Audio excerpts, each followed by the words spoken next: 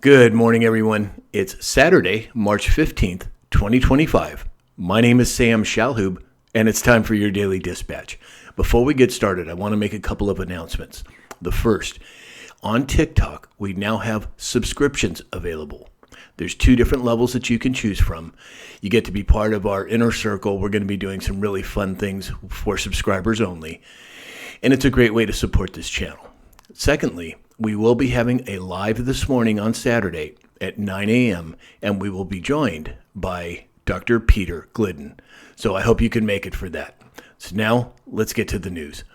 First up, Kash Patel announced that the FBI is investigating the recent swattings on media figures.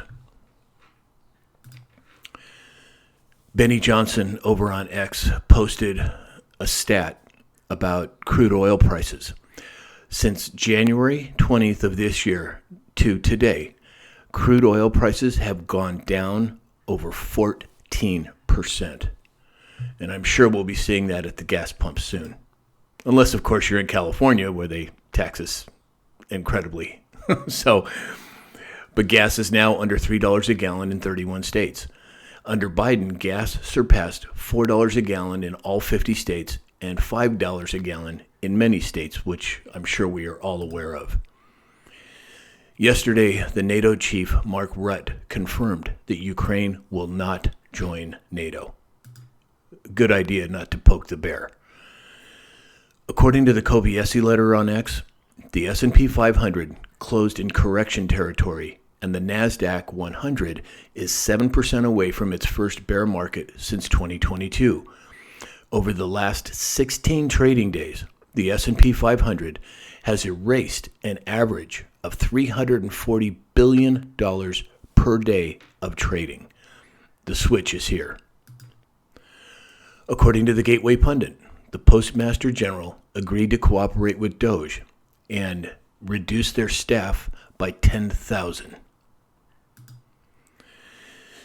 There was an interesting graph and map that was posted on X yesterday, and it talks about the U.S. import dependence on Canada and Mexico.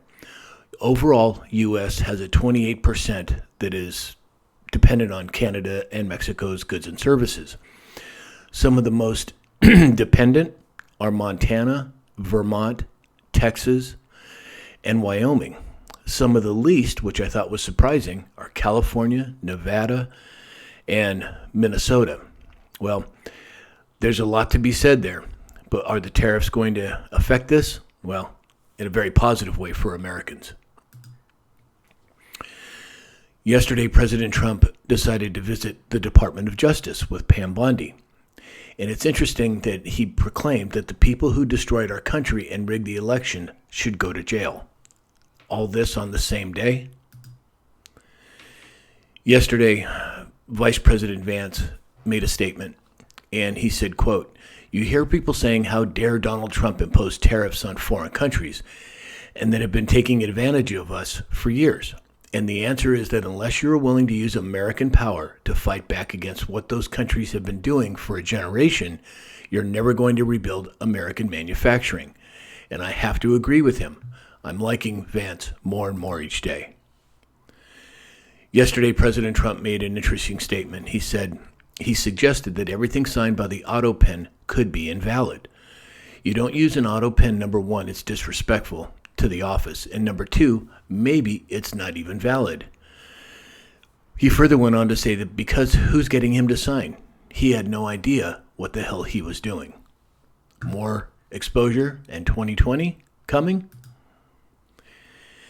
Yesterday, according to the Gateway Pundit, James Comer and the FBI are going to bring criminal charges against Act Blue operatives in the largest money laundering scheme in U.S. history.